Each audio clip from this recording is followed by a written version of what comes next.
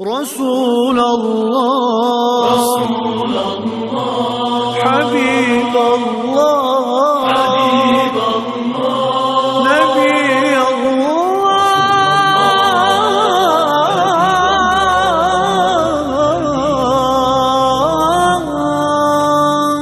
شفيع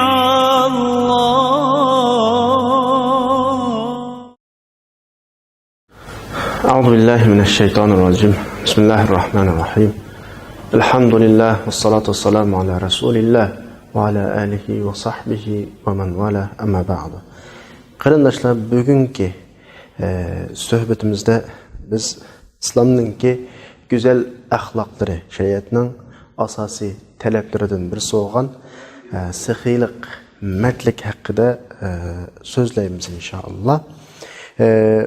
Bu haqda biz Seyyidimiz saxiylarning saxiy bo'lgan Payg'ambar alayhissalatu vassalamning hayotidagi saxiylik o'rnaklarini asos qilib va Qur'ondagi mardlik haqida, saxiylik haqida, qo'li kenglik haqida kelgan ta'limotlarni asos qilib turib suhbatimizni davom qilamiz.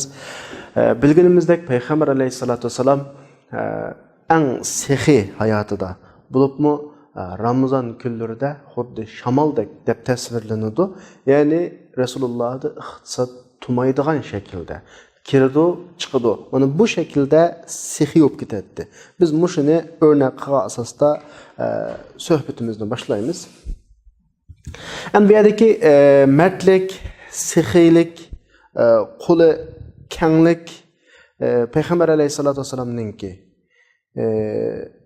yani Salman radıyallahu anhu'nunki bir hadisida kelgan hadisda tasvirlanadi. İnnallaha hayyun kerimun yastahi iza rafa'a ar-rajulu ilayhi yadayhi ay yaruddahuma sifran khaibatayn. Yani Allah subhanahu wa ta'ala tirikdir hadisning mazmuni. Allah mert saxiydir. Kishi o'zining qo'lini ko'tarsa bu ikki qo'lni quruq qaytirishdan Allah hayo qiladi. Bizning bugungi suhbatimizdagi asosiy shuarimiz mushu hadisning mazmuni. Undan boshqa Allah subhanahu va taolo insoniyatga, ya'ni o'zining rasuliga tushagan tunji vahiyda Iqra va robbukal akram degan bir oyat tushirilgan. Bu oyatda Allah subhanahu va taoloning akram degan bir sifati tilga ilinadi. Arab tildagi so'z qurilma nuqtasini qaragan vaqtida akram, ya'ni mard, saxiy, qo'li kengri degan ma'noning oshirma sifatlash shakli. Yani normal mard, saxiy degandanmi biz odatda normal Uyg'ur tilida ifodalashda eng marhamatlik, eng karamlik, eng saxiy, eng mard degan bunda oshirma ma'nosini qana qiladi ifodalaydi. Bizning bugungi suhbatimiz bayatın deganimdek yuqorida o'qib o'tgan hadisning mazmunini va sura Alaqdagi Iqra va robbukal akram, yani Allohningki bu sifatini o'ziga shuar, o'ziga yo'l belgisi qilgan shaklda davom qilamiz. Gapning beshida, so'zning beshida biz qandoq bo'lgan vaqtimizda Payg'ambar alayhissalomdagi va Qur'ondagi kelgan bu ta'limot, Payg'ambar alayhissalomdagi bu go'zal axloqni o'zimizda o'zlashtira olamiz. Ishni nereden boshlaymiz degan mazmun bilan boshlaymiz. Endi biz umumiy kishilarning ahvoliga qarab tahlil qilgan vaqtimizda kishilar ikki iqimda yashaydi dunyoda. Ya kuchliklar to'pida yashaydi, ya payg'ambarlar to'pida yashaydi. Kuchliklar kishilarni o'ziga bo'ysundirishi mumkin. Ama payg'ambarlar qalblarni o'ziga bo'ysundiradi. Qalblarni o'ziga bo'ysundiradi. Kuchliklar kishilarni o'zdiri uchun yashaydi. Yani kishilar ular uchun yashaydi. Ama payg'ambarlar kishilar uchun yashaydi. Kuchliklar oldida madhiyalanadi. Ama payg'ambarlar keynida, yo'q yerida madhiyalanadi. Mana bu dunyodagi bu ikki tür kishilarningki kuchliklar bilan payg'ambarlardan iborat bu ikki xil sinfning o'rtasidagi alohida farq. Ya'ni demakchi o'g'limiz shuki, Dünyadaki insanlar muş iki iqimning birisida yaşaydı. Ya kuchliklarga ergishadi, yoki payg'ambarlarga ergishadi. Prinsip jihatda. İnsanning xarakteri agar sixiy, mard, uch-quyruq, ya'ni haqqa birishni xohlaydigan, mayli o'zining bilimidan ba'sun, iqtisodidan ba'sun, yoki o'zining nopuz, jamiyatdagi o'rni, ma'lumot tajribalari, o'zidagi aql, idroklardan ba'sun kishilarga birishga hirisman. O'zining dinining, millatining xizmatini qilishini yaxshi ko'radigan bu xil shakldagi kishilar payg'ambarlarningki ergashgisi bo'ladi. Buning yo'lida mangan kishilar bo'ladi bu. Ammo kishilarning mollarini elish, pullarini elish, erkinligini elish, kishilardan manfaatlanish, kishilardan foydalanish, xalqni o'zining ishi uchun xizmatga selish xarakteridagi kishilar bular kuchliklarning keyniga ergashgan bu xil sinfdagi kishilar bo'ladi. Tabiiyki biz bilamiz, kishilarni bo'ysundirgan inson bilan kishilarning qalbini egallagan insonning o'rtasida favqulodda farq bor. Demak, bu kelgan vaqtda gapimizni biroz xulosalasak, inson mush ikki xil tabaqaning birisida yashaydi. Yoki aningay payg'ambarning yo'lida yashaydi, ya'ni xarakter kishilar bilan bo'lgan ilm bilim ahvollarda, yoki kuchliklar xarakterida, kuchliklar to'pida yashaydi. Ya'ni ya kishilarga hayot bag'ishlash uchun boshqalardan olmaslik, balki boshqalarga berish, boshqalar uchun xizmat qilish, boshqalar uchun chepish uchun yashaydi. Yoki bo'lmasa kuchliklar kibi boshqalardan elish, boshqalarni o'zi uchun xizmat qildirish, bu shaklda qana qilib yashaydi. Demak, bu nuqtadan payg'ambar yo'liga ergashgan kishilar atrofidagi diniy, milliy, o'zining millati uchun yashasa, kuchliklar to'pi kishilarni o'zlari uchun yashaydi. Misha kelgan vaqtda biz inson haqida bir o'ylanish to'g'ri keladi. Inson, mayli qanday inson bo'lib ketsin, hayoti tugaydi. Bu bir hech kim inkor qilolmaydigan haqiqat. Har inson dunyoda yashagan, qilgan ishlaridan to'liq hisob beradi. Anda olgan ekan, oxirida g'alaba qiladigini, oxirida qahramon bo'lib chiqadigini kim u desa, payg'ambarning yo'liga ergashganlar. Payg'ambar sepidan o'rin olganlar, payg'ambar tarafida olganlar. Ya'ni sening hayotingni boshqalarning xizmatida, diningning xizmatida, millatingning xizmatida o'tkazganlar. Bular oxirsida g'alaba qildiganlar. Bular oxirsida yaxshi natija bilan qarshilandiganlar. Mushayda biz Hasan al-Basri rahimahullohning insonga bergan bir ta'biri bor. Buni anglab o'taylik. Hasan al-Basri rahimahulloh insonni ta'bir berib, inson degan nima, qanday maxluq degan vaqtda inson degan qisqagina bir vaqt deb tunishtirgan. Insonni vaqt deb tunishtiryapti. Ya'ni bir kun o'tdi, insonning bir parchasi yo'qoldi. Insonning o'zi bir vaqt. Çakıldab məngvatqan saatning har bir strilkisi bizning bir tarafimizni ap tashlagan bilan barobar.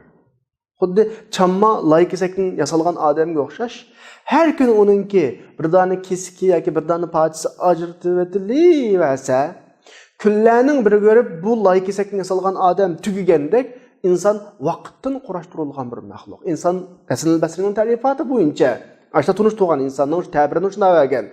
Bir gün öttü diyen gap, bir saat öttü diyen gap, insanın bir bölükü tügüttü diyen gap. Yani insanın özü bir vakit.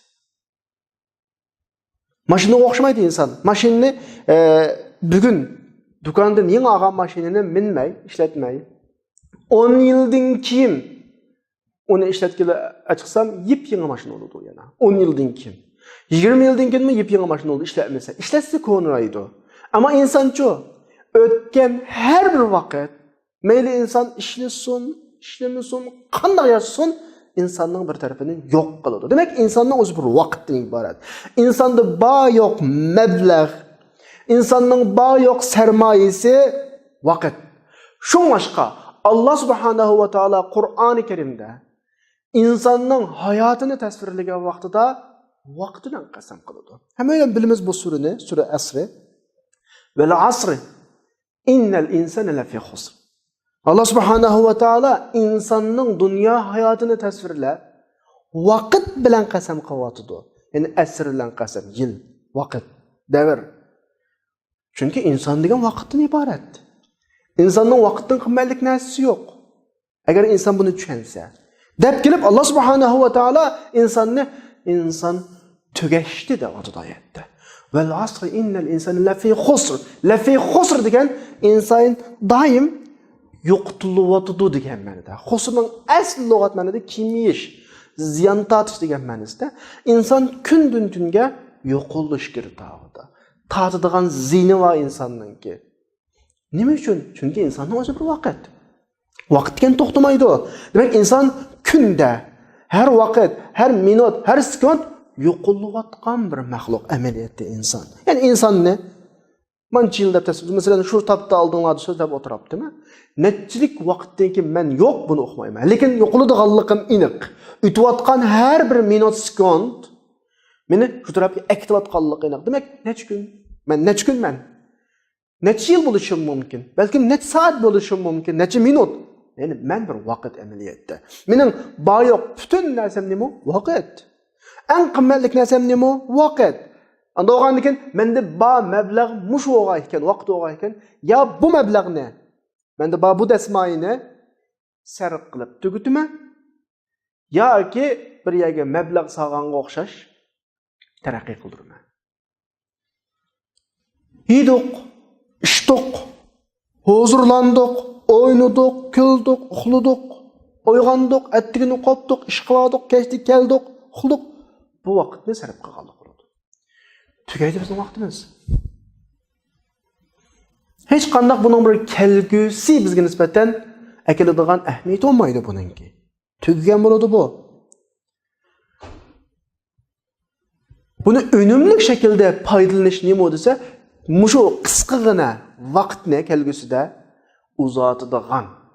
Yani bizga bir narsa akiladigan, kelgusida bizning qo'limizga og'idek bir narsa qoladigan holat sarf qilish bu aqllilik amaliyoti inson o'zining xarakterini tushungan bo'lsa. Chunki insonning o'zi bir vaqt. O'tib ketgan vaqtning asla keyinish yo'q. Shuningga Qur'on bizga zamon bilan qasam qilib turib, vaqt bilan qasam qilib turib inson tugayotdi deydi. İnson tugishaklik deydi. İnson ziyon tortyotdi. İnson ziyonning ichida deydi. Nima uchun ziyonning ichida? Chunki uzluksiz har minut, har sekund tugayotgan bo'laman. Tabiiy ziyon bo'lmaydi nima bu hamda. Men yo'g'nayotgan bo'lsam, kengayotgan bo'lsam, bir kun yashasam, menga bir kunlik umr qo'shilsa, vaqti xusron bo'lmaydi inson. Bir kun yashasam, bir kunlikim tugayotdi. Bir minut vaqtni o'tkazsam, bir minutlikim ma dunyoda tugayotdi. Ando'g'andan keyin menga nisbatan ziyon bo'lmaydi nima bu? Allah zaman bilan qasam qilib turib, vaqt bilan qasam qilib turib, meni tugishyotsa, ziyon tortishyotsa deyapti. Buni to'ldiradigan, o'rnini to'ldiradigan bir narsa yo'qmi? 4 turli ish bilan inson mush ziyonning o'rnini to'ldira oladi. Mush ziyonning o'rnini. Bu 4 turli ish shu oyatning oxirgi oyati shu. Vel asr innel insane lefi husr. Intayin ig'ir bir ogohlantirishda bu. Ama bundan chiqish yo'li nima? Illallazina amanu va amilus solihat va tawasaw bil haqq va tawasaw bis sabr. Ya'ni haqiqatni izlagan, buni bilgan. Bu dinning mohiyati haqiqat to'g'riliq izlangan, bilgan. Dunyoni yaratgan zotning mohiyati haqiqat to'g'rida izlangan. İslamның mohiyati to'g'riliq izlangan. Dunyoning mohiyati to'g'riliq izlangan. Oxiratning mohiyati to'g'riliq izlangan. Va buni tushungan kishi allazina amanu. Buni tushungandan keyin qanday hissiyatga keladi bilamsizlar? Men kim? Nima uchun keldim? Bu dunyo menga nisbatan nima? Mushu nuqtalarni tushungan vaqtda inson bu dunyoninki kelgusidagi jannat uchun mablag' to'playdigan bir makon ekanligini biladi va amilus solihat qiladi. Ya'ni o'ziga jannatning mablag'ini to'playdi. Jannatning kirish biletini hozirlaydi. Yaxshi ishlarni qiladi. Sura Nahlda Alloh mushuni dedi, jannatning bileti oddiy emas. Udkhulul cennete bima kuntum ta'malun. Qilgan ishlaringlar bedeliga cennet kirse de var. Cennetning bileti bu. Cennetning bedeli bu.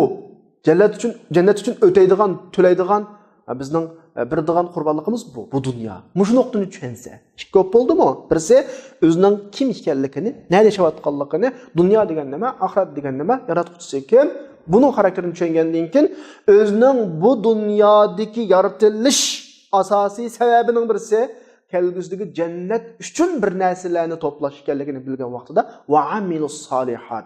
Yaxshi ishlarni qiladi, bu ishga ish hozirlansa. Yaxshi ishlarni qilish deganning o'zi insonning o'zini bir vaqt dedikki, shu vaqtini güzel şekilde unumli foydalansa, bilim olsa, ishlasa, shu bilimga yarasha, Allah'a şu yaxshi ishlari bilan Allohga yaqinlashsa, Alloh uni voy ma bandam yaxshi ish qildi deb bizni o'ziga yaqin ko'rsa, ondan keyin bu bilim elish, bilimga yarasha o'zining dini uchun, millati uchun, atrofidagilar uchun foydali ishlarni qilish jafoliq ish bu. Buning jabri va nurg'un tusalg'ulari va buning uchun sabr qilsa, o'zining bütün vaqtlarini yaxshi amal qil, yaxshi ishlar bilan o'tkazish vaqtini buningga sabr qilib, chidashlik, bardoshlik berib oxiriga chiqsa, bu odam undan keyin o'zining shu qisqagina vaqtidan eng unumli foydalangan bo'ladi, ziyon tortmagan bo'ladi. İllellezine amenu ve amilus salihat ve tavasav bil haq ve tavasav bis sabr. Demek, xolos qilsak bu yerda inson degan qisqagina bir vaqt. Inson degan nima deb so'rasa birisi, va ishki putluq, mang'alaydigan, eng aqlli, ya unda emas, inson degan bir vaqt. Inson degan ma'lum muddat, kichik bir soat, kichikgina bir soat, kichikgina bir minut, kichikgina bir oy, kichikgina bir kun, ozgina bir kun. Tugaydi onun ishi shuni bilan. Shuningdek İmam Şafii rahimahulloh mushu oyatga ishorat qilib turib, agar insonlar, kishilar mushu oyatning ma'nosini haqiqiy bilsa, mushu oyat yetdi insonga. Yetarlikdi. Chunki inson ziyon tortadi. Masalan deyli, mening bir qapoq suyim bor, men ichadigan. Musu olmasa men o'lima. Ama suyumdan bir dana tüşkeşlik qiliqli qapoqni su qachisidin. Üzdüksiz tushyotdi, su azlayotdi. Bu odam qanday odam bo'ladi? Hozir tugishayotgan, chunki suyi eqib ketib boradi. Darhol buni aytish kerak. Inson demakning o'zi bir suvga o'xshash, shu qachidagi suvga o'xshash bir vaqt. Vaqtni asla to'xtatib olmaydi. O'zini to'ngiltib boqqan odamni deb angladiq, masalan bir vaqtlarda. Necha 10 yildan keyin o'zini irtib o'g'inamış degani. Ya u bika ish. Insonning o'zi bir vaqt. U vaqtni asla tutqulunmaydı, to'xtatqulunmaydi. Tugigan vaqtning o'zi insonga nisbatan bir ziyon. Unda olganda bu vaqtni, bu qisqa vaqtni unumli shaklda foydalanadigan odam bu ziyondan mustasno odam agar unda qilmay o'zining vaqtini ketganlar qo'ysa, u ziyon tortadi. Xuddi bir poyezdga chiqib qolgan odamga o'xshaymiz. Poyezdning eng oxirgi bekiti bir hang. Poyez hangi uçup tutuyordu. Biz şu poyezdeki adamı okşayız. Aldığımızda neçe saat, neçe minut, neçe gün, neçe ay vaktlerimiz oluşu mümkün. Ama hangi uçuda kaldıqımız yine akıllı adam qanday qiladi? Amal qilib poyezni to'xtatadi ya poyezni sakraydi. Mana o'xshashlar bir masala. Inson tugayotidu. Inson degan bir vaqt, inson degan zaman. Shunga Alloh subhanahu va taolo val asr deb turib inson tugayotidu deydi. Innal insana lafi khusr taqatdu. Onun uchun yani bizning temiga munosabatlik tarafi nima degan vaqtda inson o'zining qisqagina vaqt ichida, mush umri ichida, mush hayot ichida boshqalarga xizmat qilish, boshqalarga berish degan nuqul bir odamning isodiga qaratilmaydi. O'zining bilimidan berish, ma'lumotidan berish bayatın degandek. O'zining jamiyatdagi o'rnidan boshqalarga berish degan xizmat qilish yani. O'ziga berilgan bütün imkoniyatlar bilan boshqalarga xizmat qilish biz bugungi darsda, bugungi suhbatda asosda ifodalamak o'tirg'ich qamoqchi bo'lgan sexiylik, mardlik degan bu.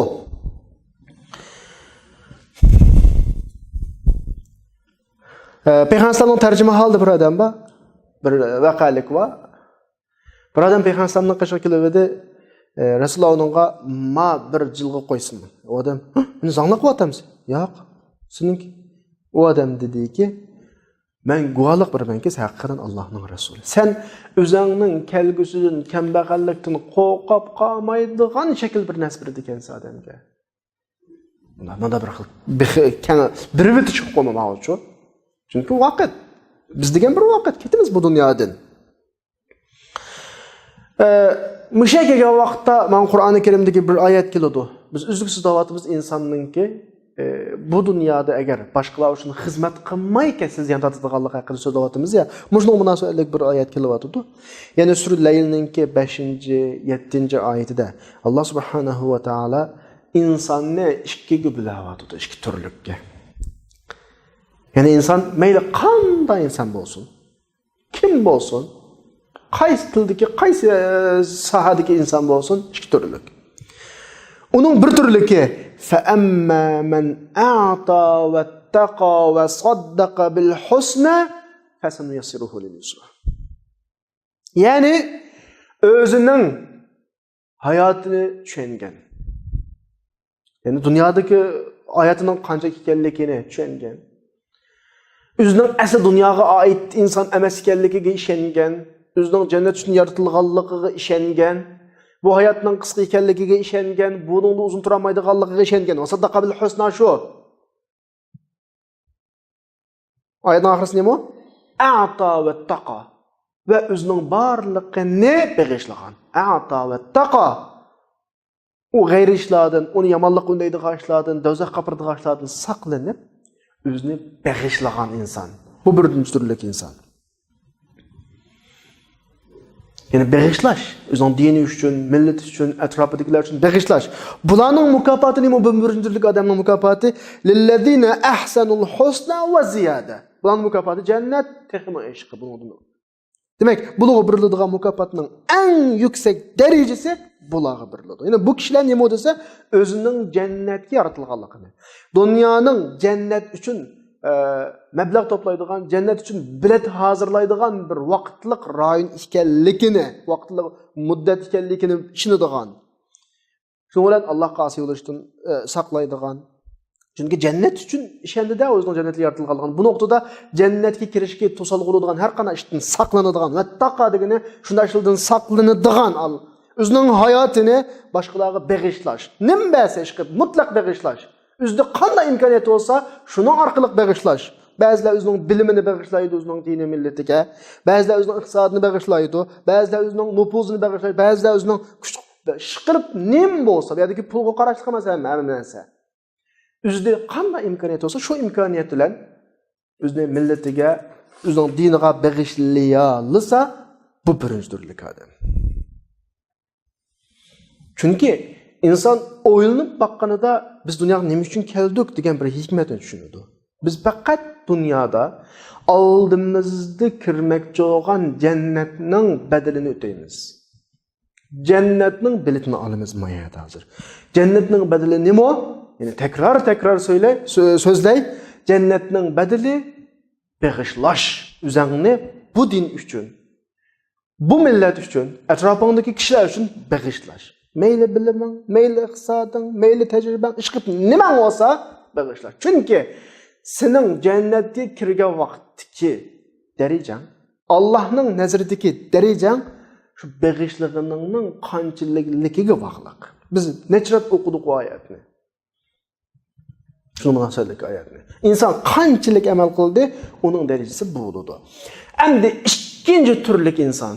Biz ikki turlikka bo'ldik ya insonni. Ikkinchi turlik inson dal uning qarshisidagi inson. Wa amma man bakhila wastaghna wa kazzaba bil husna. Dunyodagi o'zining xarakterini tushunmagan. Özünün cennet üçün yaratilganligiga ishonmaydigan. Men dunyoning odami deb taniydigan. Shuning bilan bu bag'ishlash ruhi yo'q buningda. Bexillik qiladigan. Sapla o'zining huzur halovati, o'zining manfaati uchun ish qiladigan va o kelgusidagi jannat o buningdan o'zini behaja sanab yo'q. Men bu dunyoda yashayman. Men dunyoning adami, dunyoda yashayotganim o'zimning Kerime men ertogün ölüp ketime. Tügeydi bu işler dep qaragan insan. Yani bu dünya hemme nerse dep qaragan insan. Bu dünyadan başka nersi yok. Ve stagna degen ayetki. Bu dünyadan başka nersi yok. Başka nersiga ihtiyacımız yok. Biz başka yerge barmaymiz. Muş dünya bizge yeter degen şekilde hayatını bu asasda kurgan insan.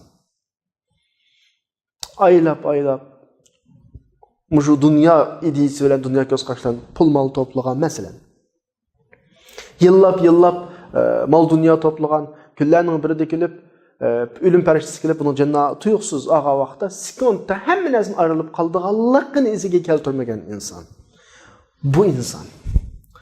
Endi bu insanın erişidigan neticesinin burada akıbette ve ma yughni anhu maluhu iza taratta. Bunun o idisi, o toplagan malları, o dünyaları vaqti kelgen vaqtda hiç nima qatmaydi. Bu insanlar Sura Kahf'nin 103. 104. ayette deyilgenge o'xshash Qul hal nunabbiukum bil akhsarina a'mala. En ziyandatqa insanlar oladi. Bular nima desa, hayatı dünyada özümüz en to'g'ri ish qilyapmiz deb o'ylab xato yo'lda manqillar. Xato yo'l tanlaganlar bular. O'zining bayat ikki xil yo'lni bayon qilyapmiz. Ikki xil turdagi insonni o'zini xato tarafda to'g'izgan insonlar bu. Aminiyatda mu'minning hayoti ko'zlagan jannatga qarta xuddi tiksiziq shaklda qurilgan bo'ladi. O'zimiz zaminda cennet aldığımızda yüksek bir makamda biz cennet getiş için her daima tiksizlik şekilde ilgirileş, yükseliş doğru kılıdı. Bunun hemmisinin bilen buludu desek, beğişleş arkalık bilen buludu. Beğişleş arkalık bilen buludu. Yani biz xuddi özümüzni din üçün, millet üçün beğişildik degellik, aldığımızga kisek koyduk degellik. Kiseki dessep, yükselimiz, ahiriste nişan boğan cennet getimiz. Eksice, biz beğişlemasını aldık degenimiz, aldığımızdaki hiç kisekliğini elevatkanға o'xshash, bizning yo'linishimiz üstüge emas, biz toplavagan boğaçqa, aldığımızga elevagan boğaçqa astıga bo'ladi. Bizning baradigan yerimiz onun aksi oldu. Demek insanın beğişleşi, Kur'an-ı Kerim'deki alayida bir tavsiye. Hiç qanday insan özünü mustasna kılanmaydigan bir buyruq. Kur'an'da müminlerinin süpti şekilde bayan kılgan ya olsun. Ya ki müminlerge buyruq şekilde kege ya olsun. Bu nurgun ayetler var. Mimma razaqnahum yunfiqun. Müminlerinin süpti. Ve anfiqu fi sabilillahi ve la tulqu bi aydikum ila tahluka. Biz bəgən rizqni, bu Qur'anda rizqdən çıxım qılınlar deb kep qalsa, həmmələrindən an idisiga pullam kep qaldı. Yo'q, unda emas. İnsanı bilgen rizq degan nima? İnsandaki imkoniyatning hammasi insandagi rizq. Ma'lamdu bu insonga berilgan rizq. So'zli alamdu insonga berilgan rizq. Qo'llari normal ishlamdu insonga berilgan rizq. Unuga nufuz berdi-mi Allah dunyoda insonga berilgan rizq. İnovat topdi insonga berilgan rizq. Demak, bilim berdi insonga berilgan rizq. Mush insonga berilgan mush imkoniyatlardan boshqalar uchun sarf qilish, din uchun sarf qilish, millat uchun sarf qilish, yana mana shunday vaqtda beg'ishlash. Bu biz o'zimizni ap qachonmaydigan bir majburiyat. Aksi taqdirda biz tugishimiz. Chunki oyatning oxirida nima deydi? Va la tulqu bi aydikum ila tahluka. Agar siz o'zingizni beg'ishlamasanglar, bu din uchun beg'ishlamasanglar, bu millat uchun beg'ishlamasanglar, sizde beg'ishlash ruhi bo'lmaganida sizlar tugaysizlar. Aniq oyatda va la tulqu bi aydikum ila tahluka. Endi buningdaki bu beg'ishlash, sehiylik, mertlik temizdeki sözümüzün oxirisida bunun asosliq bakroq egallaydigan iqtisod doirasidirek bo'ladi bu. Buna deganlik hamda hamma narsani buzib chechiyot, üzengeçleriniz kaldırma. Bu bir kanuniyet var dünyanın yaşaş kanuniyeti. Sen bir insan, senin ailen oldu. Allah subhanahu wa ta'ala insanların hemmesini bir etizlikteki zaratıga okşaş yaratmaklık. Fakat nemo dese bir terpkos ünmeydi insan. Bir ademden ve yeni bir ayalden otursun bala şekilde, ayal şekilde, dada, tağa, ciyen şekilde, çembersiman şekilde tarqılıdıcı o cemiyet.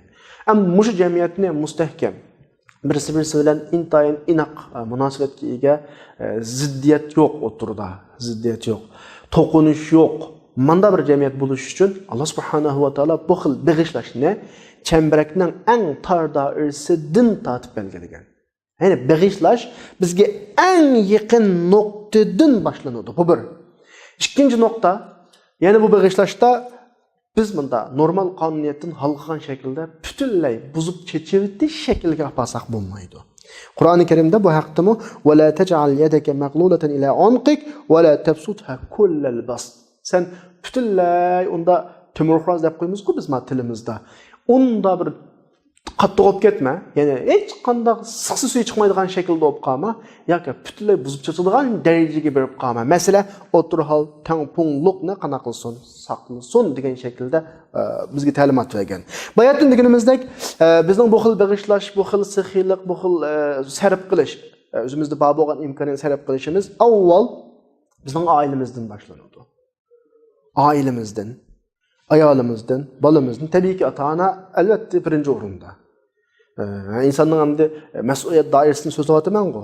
Ayoli, bolalari, ondan urug' tuqqanlari, ondan keyin taga hammilari, jiyanlari, nervi tuqqanlari mashta shaklda tarqalib mangadi. Hatto ayolining eg'iziga hadisda shunday ifodalanadi.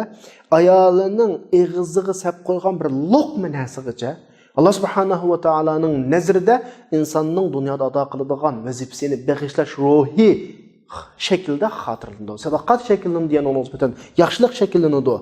Ya'ni u o'ziga nisbatan bir jannatningki bir qadam elingan bo'ladi o'ziga nisbatan. Qanaq turalaqi ayolingga badindi, unda emas. Ayoldan tortib chambarakning eng tor doirasi mustahkamlayib, hammasi insonningki bag'ishlash, saxiylik qilish, kangqo'llik qilishning doirasiga kiradigan nimalar bo'ladi, doiralar. Buning hammasi ajrlik ishlar, yaxshi ishlarning qatoriga qana qiladi, kiradi. Ya'ni insondan talab qilinadigan, mu'mindan talab qilinadigan bag'ishlash ruhining doirasida shu.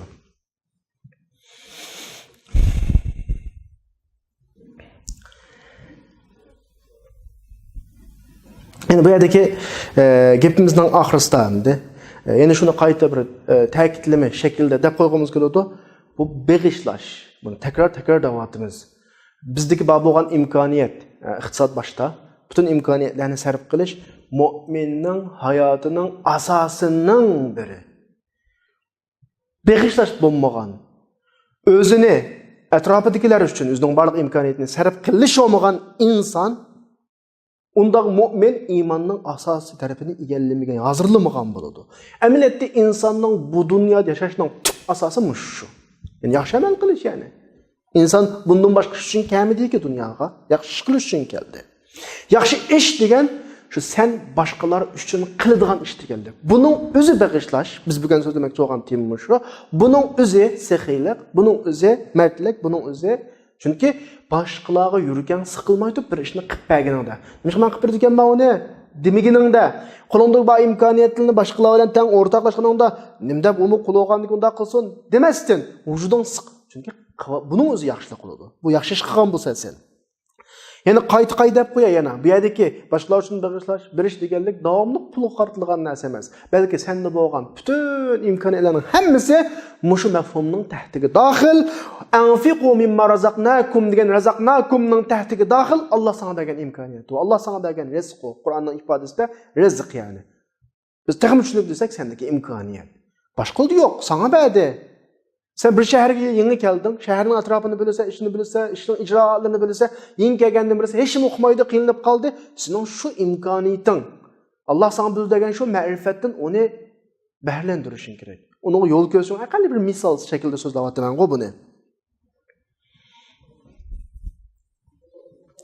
Bir hikaye var, Peygamber aleyhissalatu vesselam Tebuk gazdığı deyme, hazırlık, can hazırlığını kılvatkan vakitte Ebu Bekir radıyallahu anh bütün mal mülkünü Resulullah'ın aldığı kılıyordu.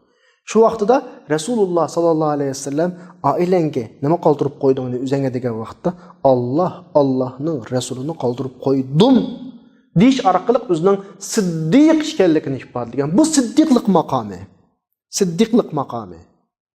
Yani Peygamberden kıpkasıyla an siddiq oldu. Yani Abu Bekir radıyallahu anhu'nun akıgını normal halatin halkaga bir sıddıklık makamı.